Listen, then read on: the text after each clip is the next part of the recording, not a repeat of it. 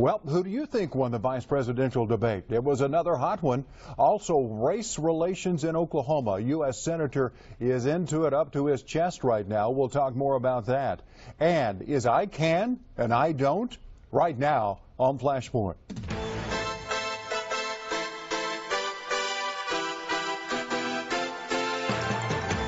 Flashpoint with moderator Kevin Ogle, along with Mike Turpen and Kirk Humphreys.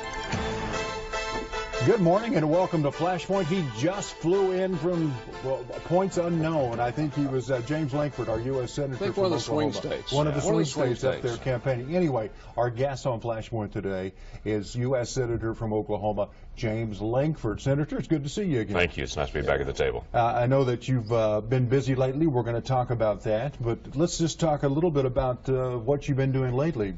Kirk just mentioned swing states. You've been campaigning for some of your colleagues. Yeah, I've been in Ohio this week, getting a chance to campaign. So splitting my time, not only campaigning here for the race that I'm in, but also trying to help in other areas and other states that are extremely important for the Senate. How does that look? Do the Democrats have any chance of taking over the Senate? They do have a chance in taking over the Senate. There are about 5 races that are really going to determine what direction that goes, and it's all the races we would all see: Ohio, Pennsylvania, New Hampshire, North Carolina, Nevada is a very interesting dynamic right now. Illinois, Indiana, and then Wisconsin. Those for grabs. The interesting dynamic is Nevada right now. Very likely Harry Reid in his retirement may be replaced by a Republican there. He's up by about 4 points. Yeah, Kelly Ayotte up in New Hampshire. Right. Yep, Kelly Ayotte's quite a lady, and it's a very, very tough race. I know her well. I like her. Yeah. She had a debate. She kind of endorsed Trump, and then she came up the next day and go, "No, I don't endorse Trump." Actually, she said, "Is Trump a good model for your kids? Role model?" And she came out. She said yes. And then the next day she goes, "No, he's not." Yeah. James, I was in Washington a couple of weeks ago, got to see you, and tell what we did on that Monday evening in Washington. You do once a quarter. You ended up there on a very interesting time. Once a quarter, I actually, late at night, we just invite interns or staff or other members to do a prayer walk. We don't announce it. It's not a big publicity thing. We just say that we're going to spend time, and we'll go to the House chamber, the Senate chamber, the old Supreme Court chamber, and then try to get to Statuary Hall just to be able to pray for the senators. We go on the floor. We actually pray at their desk. We go to the House, pray at those seats.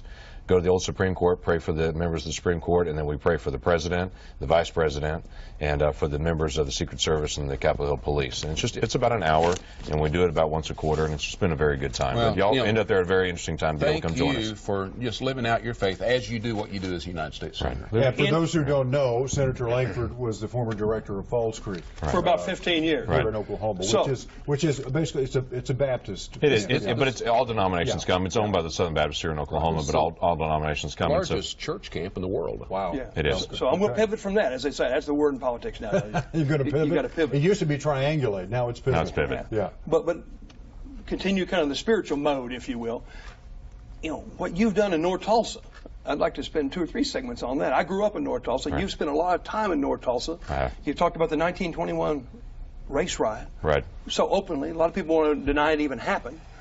You've gone to North Tulsa. You want to help them bring more jobs in North Tulsa. Once again, you're talking right, you're reaching my heart there. Talk about what you've been doing. Not only that, but not only the race riot, but of course the recent situation that happened up there. He's been talking about that. I have as well. Yeah. So your father-in-law lived about a mile from where the Tulsa shooting was. He did. That's correct. Is where he grew up. So the dynamic in North Tulsa is one of those things in Oklahoma history that's just been a scar in our history for a very long time. 95 years ago, the largest race riot in American history happened in Tulsa, Oklahoma. Very deadly. Very deadly.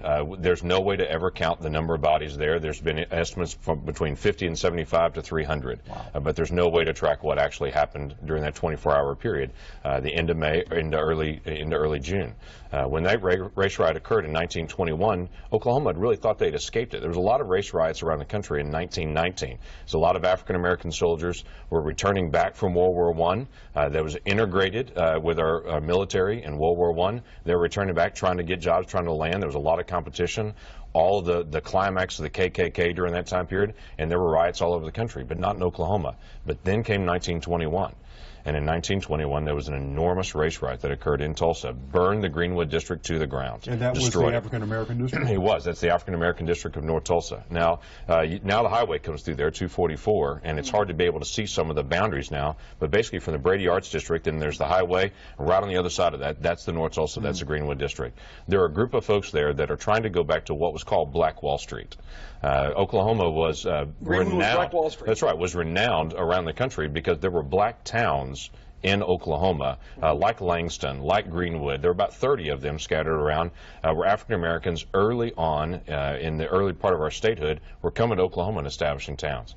Greenwood was a thriving economic engine during that time period. Then it was burned to the ground and has never recovered.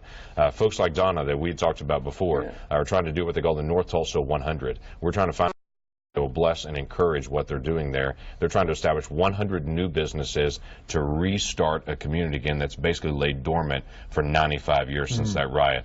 There's groups like Pocketful of Hope. Dr. Lester Shaw, that's there for 20 years, has done an after-school program, a mentoring program, and an arts program there in that community. That program for 20 years has a 100% high school graduation rate. 100%. They're doing some amazing work in that area. So we're finding ways to be able to bless, encourage, and see what we can't do just to be able to establish the basic thing that I think needs to be that all areas have equal opportunity to have economic success and prosperity. Everybody does. Terrence Crutcher was shot and killed about 2 weeks ago, maybe 3, on the same street, North Lewis, where your father lived most of his life. That's correct. Okay, so talk about that shooting. I know you've commented on that a little bit. Oh, it's an incredibly painful shooting for everybody. I mean, when you see the helicopter video and you see the dash cam video and you see it, everyone experiences the same grief and shock. What's been amazing from that video is to see what occurred there and what has occurred in other cities, and to see how Tulsa and North Tulsa responded to that. They responded by praying, by coming together. And the police department there, and I have to tell you, Chief Jordan in the Tulsa Police Department did a fantastic job immediately coming out with transparency. We're going to be able to put everything out there, let the community be able to see everything. We're not hiding anything. Here's all the tapes, here's all the videos. That's correct. And it really tamped down all the tension because everyone knew we're all engaged. And that's very important within the community. And so there's a lot of things that have happened there, both from Dewey Bartlett and his leadership for a while, G.T. Bynum and the incoming mayor there. There are a lot of folks that have done the right things. Excuse me. And so those folks have really made a difference. But the North Tulsa community praying while other cities are rioting really stands out for the people in North Tulsa. I can argue with you till the end of time on Donald Trump. We may do that later in this show. But I'm very grateful for everything you've just said in the last 10 minutes. Well, thank you. Glad to engage. This is important. This has been a part of always have. Well, people are getting to see that. He had a line that you liked about sitting down to dinner. Well, that's a different issue. I have something called the Solution Sundays, and it's one of the challenges that I've had. And I started actually after the police officers were shot in Dallas. We started the very next week saying, okay, we've got to stop saying we need to have a national conversation on race. That is the cheesiest statement, and no one knows what it means. And I think what everyone thinks it means is a bunch of politicians sitting around a table with cameras all around them having a conversation on race. The way America deals with race is the same way we'll deal with every issue.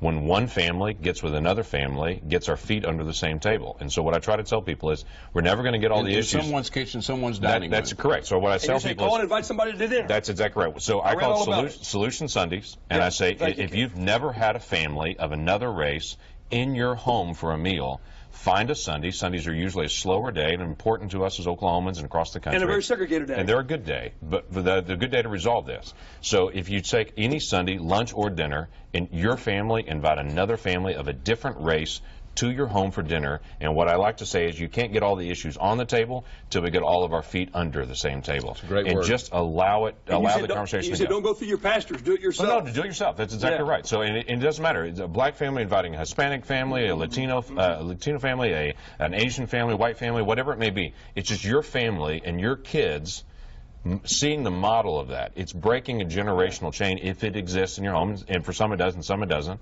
And for others, it's a matter of getting families together just as a normal meal around a dinner table. Okay. It's Flashpoint, so I have to do this. Why can't you two guys get Donald Trump to do that? Okay, hold on. Just what you just said. Hold that thought, because we're going to take a break. When we come back, we'll talk more. Wouldn't it be wonderful? We're going to talk presidential politics and vice presidential politics, too. The big debate. We'll take a look back and have our U.S. Senator James Lankford comment on it coming up. And we are back on Flashpoint, sponsored by our friends at Love's Country Stores. And we're here with U.S. Senator James Lankford, of course, from Oklahoma. We've been talking about race relations in the first segment. Yeah. It was very interesting and very insightful about what's happening with the senator on that. Particularly for conservative Republican to do all those things he's doing. Yeah. Thank you. Should be normal for everybody. That's right. And now we're going to talk about the vice presidential debate, because it almost looked like Democrat Tim Kaine, who was here. What? You're going to try to interrupt us 72 times? Yeah. Pardon the interruption. Yeah. Well, that's what I was getting ready to talk about. No, he was just here last week, and he's a great guy. And he quit Harvard to go to Honduras. He's a missionary. You guys would love him. He's a devout Catholic, but he was trying to be an attack dog, and that's not his nature. Yeah, and it came off. It showed. It came off a little different. Not saying he did. Not saying he lost the debate. Oh, what he said was wonderful. Which is how he did it. He definitely came out as the attack clearly, dog. he's lost in every poll I've seen. Lost the debate. Yeah. I thought Pence looked so composed. Maybe because he did interrupt. But anyway, let's take a look back at what it looked like during the vice presidential debate last week. Okay. It was fun. They tangled from the start, Democrat Tim Kaine and Republican Mike Pence defending their running mates and savaging their opponents. We trust Hillary Clinton as president and commander-in-chief, but the thought of Donald Trump as commander-in-chief scares us to death. He's employed tens of thousands of people in this country. And paid a few taxes and lost $1 billion a year. And Clinton? Come on. She had a Clinton Foundation accepting contributions from foreign governments. Tangle number 2 came on jobs. The policies of this administration, which Hillary and Senator Kaine want to continue, have run this economy into a ditch. We're in the slowest economic recovery since the Great Depression. 15 million new jobs. There are millions more people living in poverty today. How about Donald Trump apparently not paying decades of income taxes? But he used the tax code just the way it's supposed to be used, and he did it brilliantly. So it's smart not to pay for our military. It's smart not to pay for veterans. Next issue, insulting Americans. He's called women slobs, pigs, dogs, disgusting. That's small potatoes compared to Hillary Clinton calling half of Donald Trump's supporters a basket of deplorables. A fight till the end on immigration, Trump and Putin, Clinton and ISIS. I'm Steve Handelsman, NBC News, Farmville, Virginia. Okay, a little glimpse of that, and it's, as always happens with vice presidential debates, because they don't have to be attacking as much as the presidential candidates. People have always said, and with this one too, we wish these two guys were running for president. Well, pretty clear this time that would be a better alternative. Anyway, you know these two guys. Yeah, I do. I know both of them. You know both. Give us a thumbnail sketch on both of them. I think what was interesting is what Mike was saying before. That's not what Tim Kaine is normally like. Tim Kaine is not normally the attack dog. He was trying to be something he's not. That is who Mike Pence always is. When you see Mike Pence, he is always just this unflappable, consistent, congenial. He's a person, I've told a lot of people, he's the guy you really would want to have dinner with your family and just to be able to sit and visit, because he's extremely personable. And so I think a lot of people got to see both of them. Unfortunately, they didn't get to see Tim Kaine for who he really is, but they really did see it. And what's interesting to me, I've had a lot of conservatives that have said, I've had a lot of doubts about Donald Trump. I don't know where he stands on policy.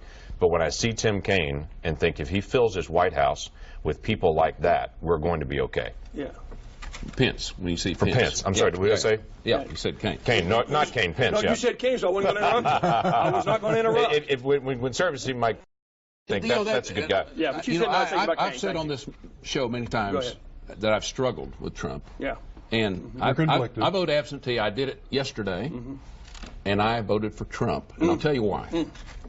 You don't like Hillary, I know that. Well, there are three evils on that ballot. One is Hillary Clinton, which we believe would be an absolute disastrous choice for America. Yeah. The things that she's for, and for one thing, you could have a whole debate of Hillary debating Hillary where she's changed her positions. Mike. Yeah, they all do. Go ahead. Okay. No, they don't all. Oh, they all do. No, Go they ahead. don't. Go ahead. The second is Trump, and I've struggled with Trump. I've struggled with Trump, just the things he's said, the things he's done. How do I defend voting for him and tell my kids and grandkids I vote? The third evil is not voting. Yeah. And I just came to the conclusion that, that what I ought to do is choose the lesser of the evils, and I voted for Trump.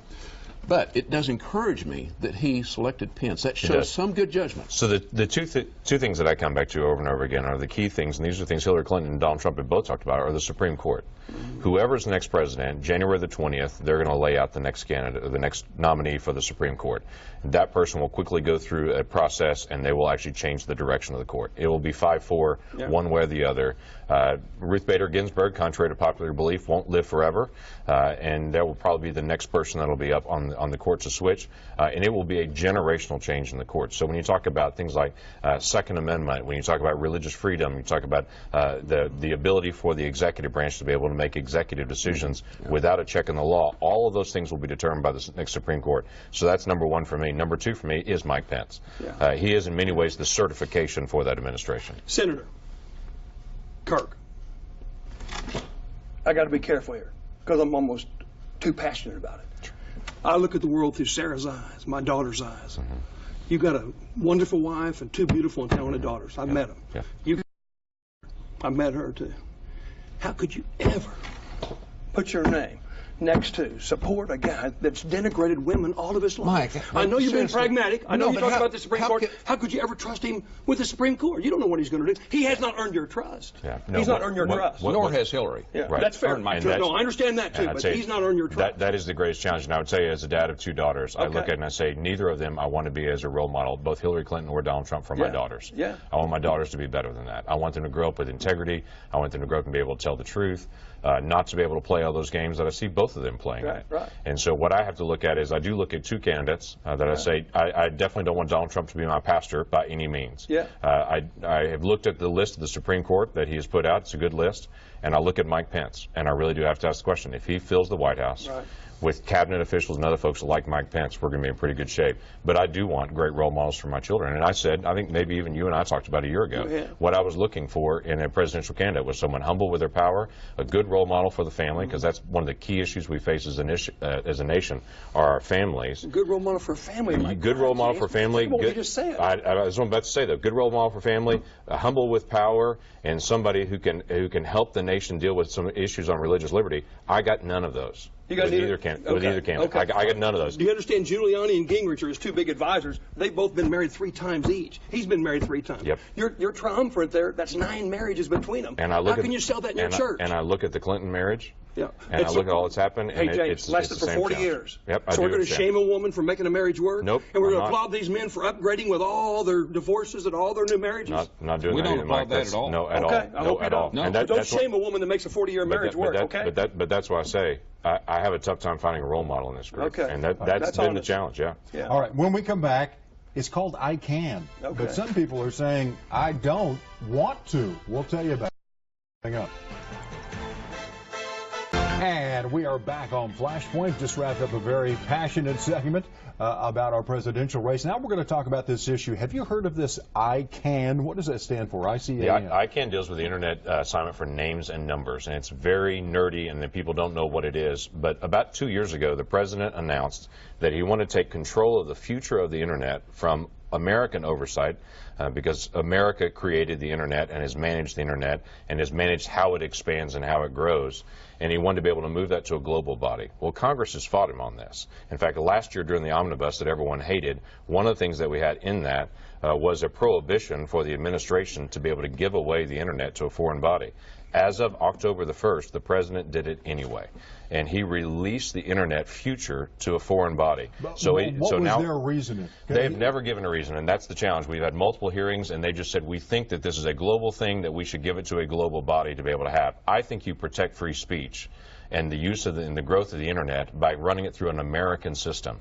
We will guard free speech. America is now at the table, the same as Russia, China, Iran, with one vote over the future direction of the Internet, and I think it's a terrible idea. And the president has the power to do that? What the president did was he didn't re-sign the contract. There's a California-based company called ICANN. They have oversight from the Department of Commerce. He didn't re-sign the connection there and said, basically, if I let this go, we don't re-sign a contract, then that goes out to this international body. So he did it by taking no action. He did it by taking no action. Okay, we're in the lightning round. I want to cover some issues. Sure. What about exempt employees and non-exempt employees? You're right in the middle of all that. I am. That's the whole issue of the overtime rule. I've been overwhelmed in my office, and I've had multiple hearings with the Department of Labor. I think the Department of Labor was tone deaf on this issue. Okay. Nonprofits, universities, state and county everybody governments, in Oklahoma. I saw everybody. We're getting.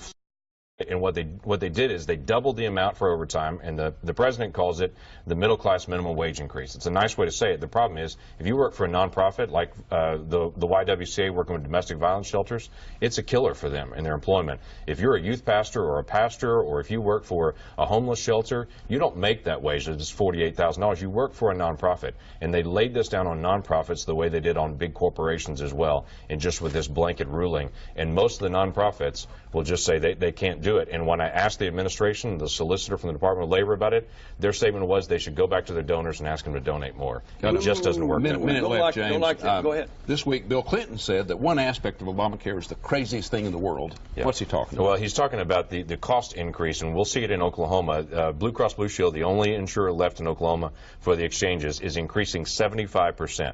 That is the CMS amount that they have said is the reasonable increase for Oklahoma. When you say CMS, what is that? Well, that's the Center for Medicare and Medicaid Services. So that's their oversight, increased by 75%. Now, if you're on the subsidies, you won't feel the effect. What Bill Clinton was talking about is those that are off the subsidies will feel the middle class. Working middle class will feel that. And what he said is the folks that are working 60 hours a week and busting it, I think was the term he used, it's the craziest thing in the world because it punishes those that are working. When you mess with free markets, that's what you get. Well, we have 20 million more people on health care that didn't have it before. We have portability now. You can no longer cancel somebody because could have been done better, Mike. Could have been done better. Don't take this personally, but your party's answer to all that was don't get sick. You didn't even have a plan. Your party's answer was a cram down. That's fair too. Yeah. But at least it's a plan, and you need to modify it. And Bill Clinton, there's a way. I'm not sure he's speaking for his wife, but go ahead. There's a way to be able to cover those that are uninsured without punishing everybody else, and that's what we should do. And we have a plan in the Senate, we have a plan in the House, and at some point we have a new president. This will get addressed again. Yeah. Senator James Lankford has been our guest on Flashpoints. Good to see you again. It's great to see you all again. Tell the family hi, and we will of course.